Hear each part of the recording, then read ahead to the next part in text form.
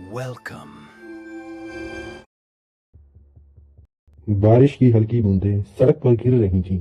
रात गहरी थी। शहर सो चुका था, लेकिन एक घर में हल्की सी रोशनी अभी भी जल रही थी। यह घर था रमेश वर्मा का।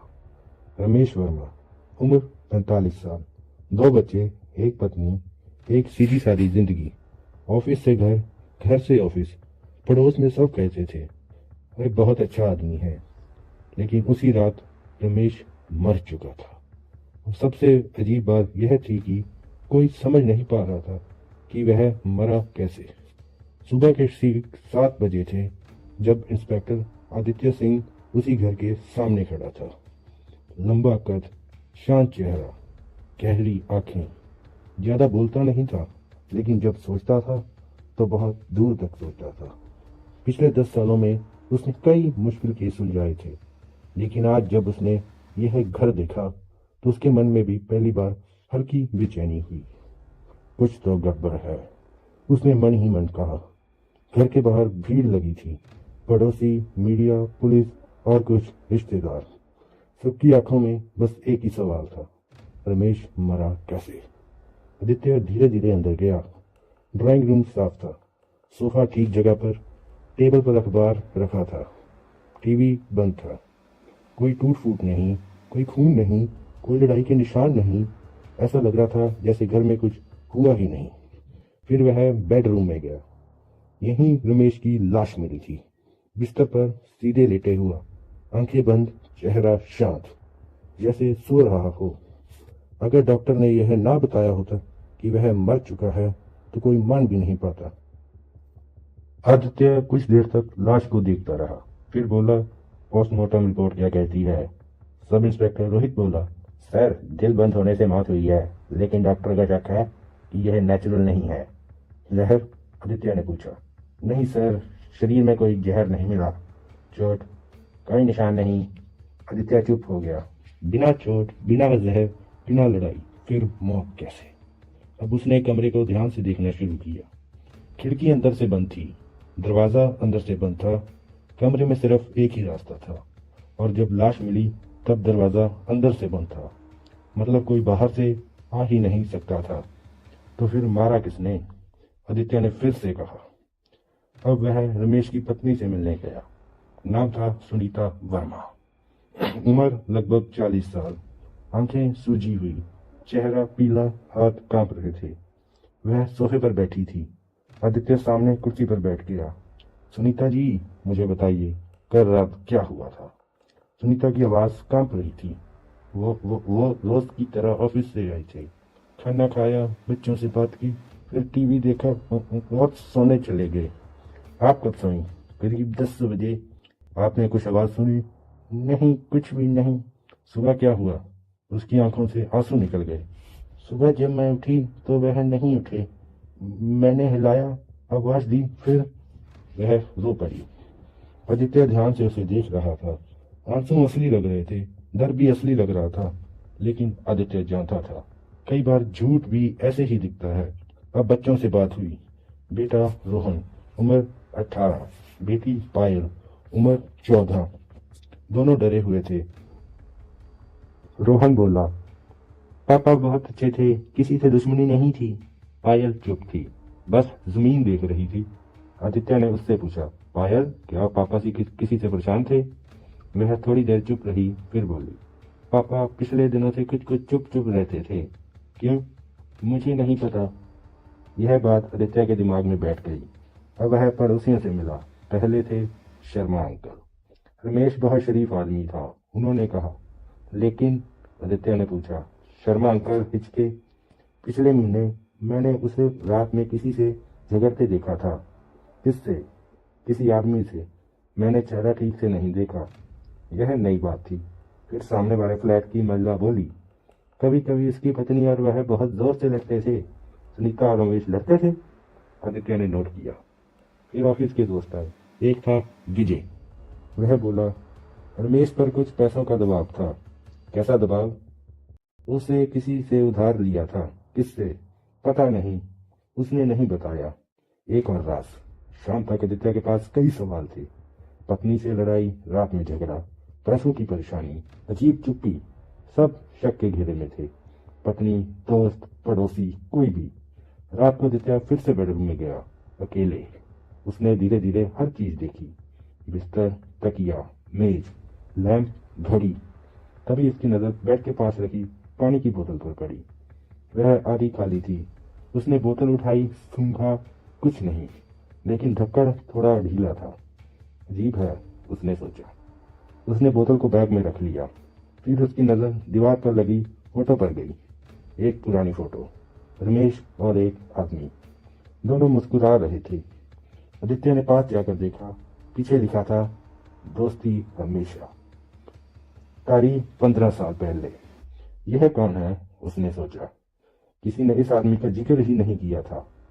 उसने सुनीता से पूछा, यह फोटो किसकी है? सुनीता थोड़ी चौंकी। वो रमेश का पुराना दोस्त था, संजय।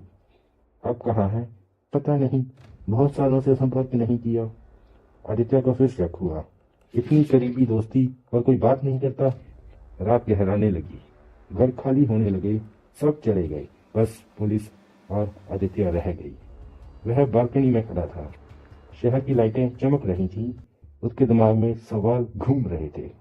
अगर दरवाजा बंद था, अगर कोई जहर नहीं था, अगर कोई चोट नहीं थी, तो मौत कैसे हुई? अचानक उसे याद आया, डॉक्टर ने कहा था दिल बंद हुआ था, लेकिन रमेश को कोई दिल की बीमारी ही नहीं थी। फाइल में लिखा था पूरी तरह स्वस्थ। तो दिल अचानक क्यों बंद हुआ? तभी रोहित आया। सर, एक बात पता चली है। क्या? रमेश पिछले हफ्ते किसी पुरानी गोदाम में गया था। क्यों? पता नहीं, सीसीटीवी में देखा है। गोदाम? यह कहां से आ गया? आदित्य की आंखें चमक उठी। इतनी सारी बातें जुड़ रही थी। पुराना दोस्त, गोदाम, पैसे, झगड़ा, पानी की बोतल, सब अलग अलग थे, लेकिन शायद कहीं जुड़ रहे थे। वह फिर से लाश के पास गया, धीरे से बोला, रमेश, तुमने जरूर कोई गलती की होगी और कोई बहुत चुपचाप बदला ले गया। उसने लाश की गर्दन देखी। वहां हल्का सा निशान था, बहुत हल्का, जैसे सुई चुभी हो। पहले किसी ने ध्यान नहीं दिया था। आदित्य ने मैग्नीफायर से देखा। यह क्या है? उसका दिल तेजी से धड़कने लगा। क्या किसी ने इंजेक्शन दिया था? अगर हाँ, तो कब और किसने? और बिना किसी को दिखे कैसे? वह बाहर आया, आसमान की ओर देखा। बादल छाए थे, जैसे सच छिपा रहे हैं। उसने मन ही मन कहा, कातिल इसी घर में है, या बहुत पास, बस अभी दिख नहीं रहा। वह अपनी फाइल बंद करने लगा। तभी उसकी नजर फिर उस फोटो पर पड़ी, रमेश और संजय। दोस्त हमेशा, लेकिन दोस्त कहाँ है? और गोदाम का रहस्य क्या है? और पानी की बोतल में क्या था? आदित्य ने खुद से सवाल किया, क्या रमेश की मौत सच में बिना आवाज के हुई, या किसी ने बहुत चालाकी से सबको बेवकूफ बना दिया? और सबसे बड़ा सवाल, यह दिल का दौरा नहीं था तो असली मौत का कारण क्या था? अगले एपिसोड में आदित्य गोदाम और इस रहस्यमय दोस्त तक पहुंचेगा, लेकिन क्या वहां उसे सच मिलेगा या एक और झूठ? क्या पानी की बोतल ही जवाब है या कुछ और छिपा है? सवाल अभी बाकी है। आगे की कहानी हम सुनेंगे इस कहानी के एपिसोड नंबर 2 में। तो बने रहिए हमारे साथ इस स्टोरी में।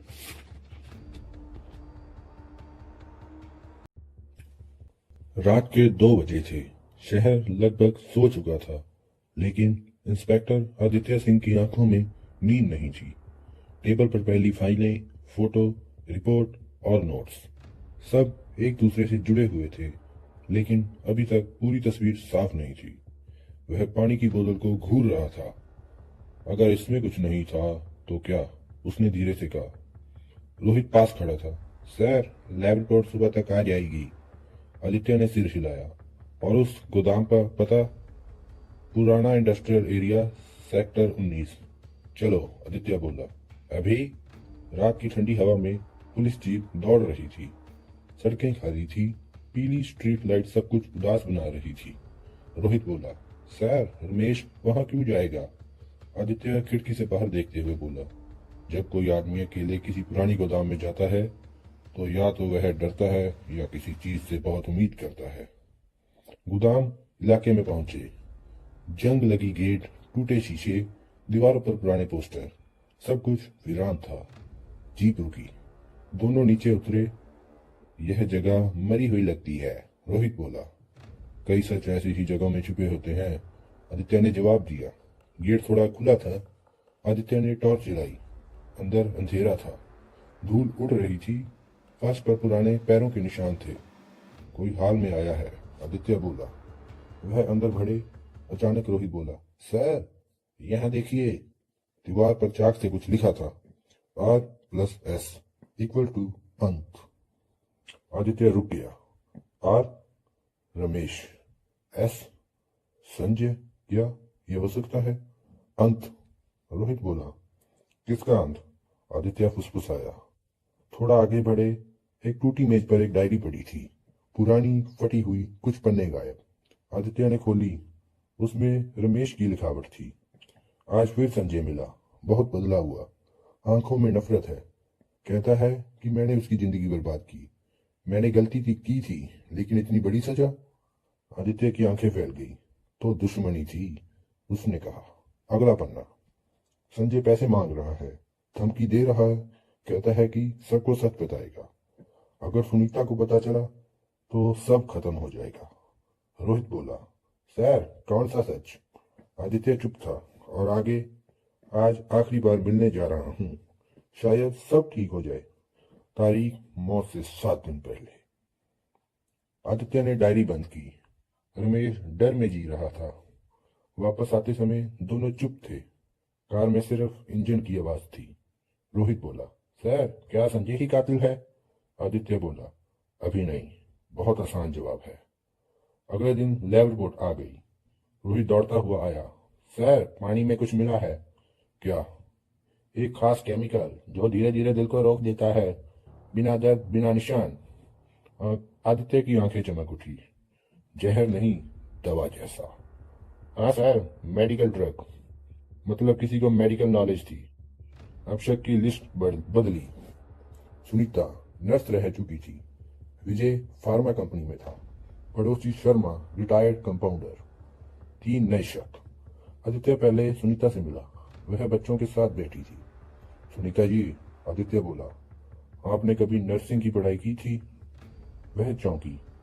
हाँ, शादी से पहले। क्या आप दवाइयों को पहचानती हैं? थोड़ी बहुत। उसका चेहरा सख्त हो गया। आप मुझ पर शक कर रहे हैं? मैं सच पर शक करता हूँ, आदित्य बोला। फिर विजय से पूछताछ हुई। तुम्हारी कंपनी कौन सी दवाई बनाती थी? विजय घबराया। Sir, heart medicine. क्या क्या चोरी हो सकती हैं? हो सकती हैं, लेकिन मैंने नहीं की। उसकी आवाज कांप रही थी। शर्मा अंकल से भी बात हुई? आपने इंजेक्शन लगाए हैं सालों तक? आदित्य बोला, हाँ बेटा, लेकिन अब हाथ कांपते हैं। वह सच बोल रहा था।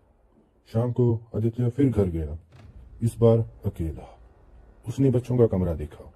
रोहन की अलमारी, अंदर एक पुराना बैग था।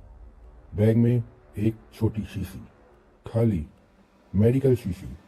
उस पर लिखा था कार्डियोक्सिन बी। वही केमिकल। आदित्य सन्न रह गया। रोहन? उसने तुरंत रोहित को बुलाया। रोहन को ट्रैक करो। कुछ घंटे बाद खबर आई, रोहन रेलवे स्टेशन पर था, भागने की कोशिश में। पुलिस ने उसे पकड़ लिया और अब थाने में था। रोहन सामने बैठा था, आंखें लाल। तुम भाग क्यों रहे थे? आदित्य ने पूछा। मैं डर गया था, रोहन बोला। किससे? सब मुझ पर शक कर रहे थे। यह शीशी क्या है? रोहन चुप हो गया, फिर बोला, पापा ने दी थी। क्यों? कहते थे किसी से बचाव के लिए। किससे? एक आदमी, संजय। आदित्य चौंक गया। संजय आता था? हाँ, चुपचाप, रात को। क्या वह घर के अंदर आता था? नहीं, बालकनी से बात करता था। नई बात, बालकनी। आदित्य तुरंत बालकनी गया। 2 फ्लैट जुड़े हुए थे। एक छोटी सी दीवार, कोई भी कूद सकता था। पास वाला फ्लैट था खाली, लेकिन अब नहीं। पता चला 1 महीने पहले किसी ने किराए पर लिया था। नाम एस कुमार। आदित्य मुस्कुराया। एस, संजय कुमार। मकान मालिक से पूछा गया, वह आदमी कैसा था? बहुत शांत, कम बोलता था, हमेशा टोपी पहनता था। सीसीटीवी देखा गया, एक आदमी टोपी में, चेहरा आधा छुपा, हर रात 9:30 बजे आता, हर रात 10:30 जाता। मौत की रात भी आदित्य की पकड़ मजबूत हो रही थी, लेकिन फिर भी कुछ गलत लग रहा था। अगर संजय ने जहर दिया तो बोतल घर में कैसे आई, दरवाजा बंद कैसे हुआ, और रोहन के पास शीशी क्यों थी? रात को आदित्य फिर डायरी पढ़ रहा था। अचानक उसे एक लाइन दिखी, अगर मैं मर जाऊं तो सुनीता सच जान जाएगी। सच क्या? तभी रोहित बोला, सर पोस्टमार्टम में एक और चीज मिली है। क्या? दिल के पास पुराना ऑपरेशन का निशान। आदित्य चौंक गया। ऑपरेशन? हाँ, 12 साल पहले। फाइल देखी, रमेश ने कभी बताया नहीं, किसी को नहीं। आदित्य धीरे से बोला, तो रमेश की जिंदगी में कुछ छुपा था। वह खिड़की के पास खड़ा हुआ था, शहर चमक रहा था, अब शक लगभग साफ था। संजय पास में था, दवा मिली, बालकनी से आना जाना, धमकी, लेकिन कुछ अभी भी मेल नहीं खा रहा था। इतना बड़ा प्लान, इतनी सफाई, इतनी शांति, क्या संजय अकेला कर सकता था, या कोई और भी था जो पर्दे के पीछे से सब चला रहा था? और सबसे बड़ा सवाल, अगर संजय पास में ही था तो अब वह कहाँ गायब है? और क्या वह सच में कातिल है या सिर्फ एक मोहरा? अगला एपिसोड बताएगा इन सभी सवालों के जवाब। तो बने रहिए हमारे साथ इस कहानी में। Thank you. थाने की बिल्डिंग लगभग खाली थी, सिर्फ एक कमरे में लाइट जल रही थी। इंस्पेक्टर आदित्य सिंह अभी भी जाग रहा था। टेबल पर रमेश की फाइल खुली थी, संजय, बालकनी, दवा, पुराना ऑपरेशन, डायरी, सब कुछ सामने था। फिर भी सच अभी अधूरा था। आदित्य ने खुद ही से कहा था, अगर संजय कातिल है तो वह भाग क्यों गया, और अगर नहीं है तो वह चुप क्यों रहा है? सुबह होते ही एक खबर आई। रोहित दौड़ता हुआ अंदर आया। सर, एस कुमार का मोबाइल ट्रैक हुआ है। कहाँ? पुराने बस स्टैंड के पास। चलो, आदित्य बोला। बस स्टैंड पर भीड़ थी, धूल, शोर, भागती जिंदगी। पुलिस ने घेराबंदी की। एक आदमी प्लेटफॉर्म के कोने में बैठा था, टोपी नीचे झुकी हुई, वही। आदित्य धीरे धीरे उसके पास गया। संजय कुमार? उसने पूछा। आदमी ने सिर उठाया, आंखों में डर, दाढ़ी बड़ी हुई, थका हुआ चेहरा। मैंने कुछ नहीं किया, वह तुरंत बोला। उसे थाने लाया गया, पूछताछ शुरू हुई। कमरे में सन्नाटा था, आदित्य सामने बैठा था। सच बताओ संजय, वह बोला। रमेश कैसे मरा? संजय ने सिर झुका लिया। मैंने उसे डराने आया था, मारने नहीं। क्यों? क्योंकि उसने मेरी जिंदगी बर्बाद कर दी थी। कैसे? संजय की आंखों में आंसू आ गए। 15 साल पहले हम दोनों पार्टनर थे, संजय बोला। एक छोटी कंपनी थी, रमेश ने मेरे साइन नकली कर दिए, सारी प्रॉपर्टी अपने नाम कर ली, मुझे सड़क पर छोड़ दिया। आदित्य चुप था। मैंने सब सहा, संजय बोला, लेकिन पिछले साल मुझे पता चला कि वह अभी भी झूठी फाइलें छुपा कर बैठा है। अगर मैं उन्हें बाहर लाता तो वह जेल जाता। मैंने पैसे मांगे, वह डर गया। तुम घर क्यों आते थे? आदित्य ने पूछा। उससे बात करने, संजय बोला। बालकनी से कभी अंदर नहीं गया, कभी दवा दी नहीं, भगवान कसम। आदित्य ने उसकी आंखों में देखा। डर था, गुस्सा था, लेकिन चालाकी नहीं। मौत की रात? आदित्य ने पूछा। मैं आया था, संजय बोला। हम झगड़े। मैंने कहा अब सच सबको बता दूंगा। वह कांप रहा था। मैं गुस्से में चला गया, बस। फिर भाग क्यों गए? आदित्य ने पूछा। क्योंकि मुझे लगा सब मुझ पर ही आ जाएगा। आदित्य बाहर निकला। रोहित बोला, सर क्या वह झूठ बोल रहा है? नहीं, आदित्य बोला, वह अधूरा सच बोल रहा है। उसी दिन एक और रिपोर्ट आई, पोस्टमार्टम की डिटेल रिपोर्ट। दिल के पास जो निशान था वह एक माइक्रो डिवाइस का था, बहुत छोटा, दिल की धड़कन कंट्रोल करने वाला, रिमोट से। आदित्य सन्न रह गया। यह जहर नहीं था, यह हत्या मशीन थी। किसी ने उसके शरीर में मशीन डाली। रोहित बोला। हाँ, आदित्य बोला। और वह ऑपरेशन 12 साल पहले हुआ था। आदित्य को झटका लगा। 12 साल पहले रमेश का ऑपरेशन किसने कराया, कहाँ कराया, क्यों छुपाया? उसने पुरानी रिकॉर्ड निकलवाए, एक प्राइवेट हॉस्पिटल, नाम जीवन ज्योति क्लिनिक। डॉक्टर मनोज अग्रवाल, अब रिटायर। वह डॉक्टर के घर पहुंचे। बूढ़ा आदमी कांपते हाथ, हाँ मैंने ऑपरेशन किया था, डॉक्टर बोला, लेकिन वह सामान्य हार्ट सर्जरी थी। यह डिवाइस, आदित्य ने फोटो दिखाई। डॉक्टर डर गया। यह मैंने नहीं डाला। फिर किसने? उस वक्त एक और डॉक्टर था, डॉक्टर विजय वर्मा। आदित्य चौंक गया। विजय? हाँ, डॉक्टर बोला, उसी ने असिस्ट किया था। विजय, ऑफिस वाला दोस्त, फार्मा कंपनी, हार्ट मेडिसिन, सब कुछ जुड़ रहा था। आदित्य ने विजय की फाइल निकाली। पूरा नाम विजय वर्मा, रमेश का कजिन, रिश्तेदार, छुपाया गया। और एक और बात, विजय की पत्नी 10 साल पहले मर गई थी, रहस्यमयी तरीके से, हार्ट फेल। आदित्य की आंखें सख्त हो गई। पैटर्न है। उसने सुनीता से फिर बात की। क्या तुम विजय को जानती हो? आदित्य ने पूछा। वह चौंकी। हाँ, रिश्तेदार है। उसकी पत्नी की मौत कैसे हुई थी? सुनीता चुप हो गई। मैं नहीं जानती, लेकिन उसकी आंखें झूठ बोल रही थी। फिर रोहन से पूछा गया, वह शीशी किसने दी? रोहन बोला, चाचा विजय ने। सब साफ होता जा रहा था। रात को आदित्य अकेला बैठा था। सब जुट चुका था। विजय, डिवाइस, दवा, रिश्ता, पैसा, पुराना धोखा। लेकिन अभी मकसद साफ नहीं था। क्यों 12 साल इंतजार? क्यों अब? तभी एक पुरानी फाइल मिली। 15 साल पहले एक एक्सीडेंट, एक लड़की मरी थी। नाम नेहा, संजय की बहन। Case hit and run, driver Ramesh Verma. सबूत गायब, केस बंद, गवाह विजय। आदित्य सर रह गया। तो यह जड़ है। रमेश ने संजय की बहन को मारा, केस दबाया। विजय ने यह झूठ बोला, सबने फायदा उठाया, और अब कोई बदला ले रहा है। लेकिन कौन? संजय, विजय या कोई और? और सबसे बड़ा सवाल, अगर विजय ने मशीन लगाई तो उसे रिमोट किसने दिया? और मौत की रात बटन किसने दबाया? अगले एपिसोड में आदित्य उस आखिरी हाथ तक पहुंचेगा जो अंधेरे में छुपा है। रात बहुत गहरी थी, इतनी गहरी थी कि थाने की खिड़कियों से सिर्फ बाहर अंधेरा दिख रहा था। इंस्पेक्टर आदित्य सिंह अभी भी अपनी कुर्सी पर सीधा बैठा था। टेबल पर फाइलें फैली थी, फोटो, रिपोर्ट, रिकॉर्डिंग डिवाइस और पुरानी डायरी।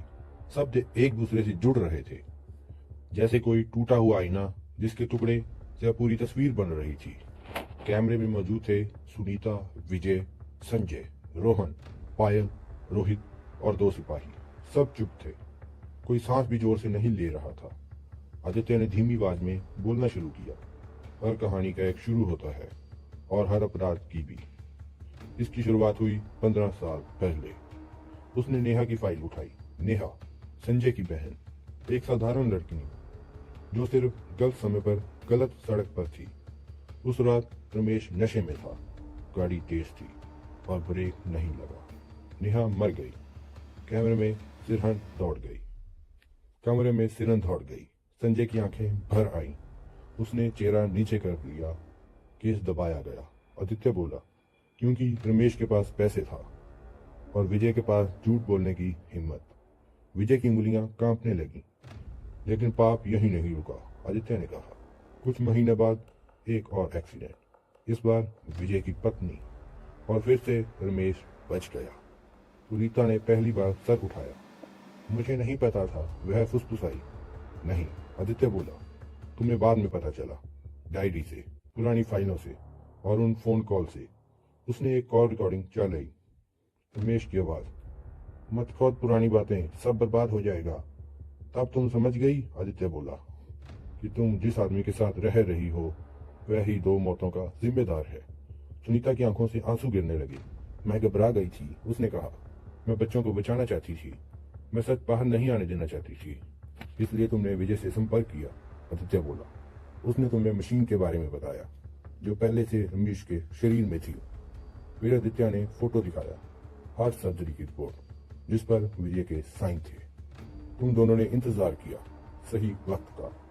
जब संजय फिर सामने आया और रमेश टूटने लगा, दवा मिलाई गई ताकि दिल कमजोर हो, ताकि मशीन का असर तेज हो। रोहित ने धीरे से पूछा, सर, दरवाजा अंदर से कैसे बंद हुआ? आदित्य ने जवाब दिया, ऑटो लॉक सिस्टम, जो विजय ने खुद लगवाया था 1 महीने पहले। सब चौंक गए। रिमोट से मशीन चालू हुई और रमेश की धड़कन रुक गई। बिना आवाज, बिना खून, बिना संघर्ष। रोहन कांपते हुए बोला, माँ, आपने मुझे फंसाया। सुनीता रो पड़ी। मुझे माफ कर दो, मैं तुम्हें बचाना चाहती थी। शीशी जानबूझकर तुम्हारे बैग में रखी गई ताकि शक तुम पर जाए और संजय पर। संजय ने गुस्से से कहा, तो मैं बस महरा था। आदित्य बोला, हाँ, तुम्हारा दर्द असली था लेकिन इस्तेमाल किया गया। विजय अब टूट चुका था। मैंने 12 साल तक इंतजार किया, वह बोला। हर दिन बदले के बारे में सोचा और जब मौका मिला तो रुक नहीं पाया। लेकिन तुम डरपोक थे, आदित्य बोला, इसलिए खुद हाथ नहीं लगाया, मशीन का इस्तेमाल किया। आदित्य ने आखिरी सबूत रखा, एक पेन ड्राइव। उसमें रिकॉर्डिंग थी सुनीता और विजय की बातचीत। सुनीता, आज रात। विजय, हाँ, 10 बजे। रिमोट ऑन करूंगा। सुनीता, बच्चे सो जाएंगे तब। कमरे में सन्नाटा फट पड़ा। सुनीता जमीन पर बैठ गई। मैं राक्षस बन गई, वह बोली। आदित्य खड़ा हुआ। उसकी आवाज शांत थी। तुम पीड़ित थी लेकिन फिर अपराधी बन गई। कुछ देर बाद पुलिस उन्हें ले गई। हथकड़ियों में बाहर हल्की बारिश शुरू हो गई थी, जैसे शहर भी रो रहा हो। कुछ हफ्तों बाद कोर्ट में फैसला हुआ। विजय उम्र कैद, सुनीता 20 साल की कैद, संजय निर्दोष। रोहन और पायल को रिश्तेदारों के पास भेजा गया। उनकी दुनिया टूट चुकी थी। एक शाम आदित्य छत पर खड़ा था, हाथ में चाय। रोहित पास आया। सर, क्या सच हमेशा इतना दर्द देता है? आदित्य मुस्कुराया, हाँ, लेकिन झूठ उससे भी ज्यादा। वह आसमान की ओर देखने लगा। कभी कभी लोग बुरे नहीं होते, बस गलत फैसले ले लेते हैं और फिर उसने बाहर नहीं निकल पाते। हवा चली, फाइल बंद हुई, केस खत्म हुआ, लेकिन सवाल अभी भी बाकी था। अगर तुम्हें सच पता चले तो तुम क्या उसे छुपाओगे या उसे सामने लाने की हिम्मत करोगे? कहानी यही खत्म नहीं होती, लेकिन सोच यहीं से शुरू होती है। तो यही इस कहानी का अंत हुआ। नई नई कहानी सुनने के लिए हमारे चैनल को सब्सक्राइब करें और बेल आइकन